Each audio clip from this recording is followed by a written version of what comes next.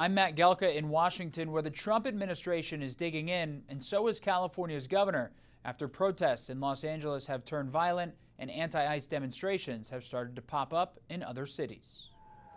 A curfew in effect for a square mile in Los Angeles led to mass arrests as the city continues to try and quell violence and looting stemming from anti-ICE protests. The Trump administration has stood by the decision to send in thousands of National Guardsmen and hundreds of Marines. Part of it is getting ahead of a problem so that if in other places, if there are other riots in places where law enforcement officers are threatened, we would have the capability to surge National Guard there if necessary. Those troops were receiving crowd control training, while some of the National Guardsmen accompanied ICE on immigration raids.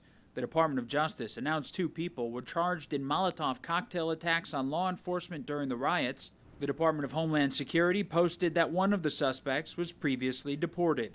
The White House says hundreds of illegal aliens have been arrested since June 6th and continued to blame California leadership for the protests. President Trump promised to carry out the largest mass deportation campaign in American history, and left-wing riots will not deter him in that effort. If you incite violence or destroy our communities, you're going to be held to account. That kind of criminal behavior will not be tolerated. California Governor Gavin Newsom denounced the violence and continued to resist the federal intervention. And he accused the president of making the situation worse. Democracy is under assault before our eyes. This moment we have feared has arrived. You've got the state versus the federal power.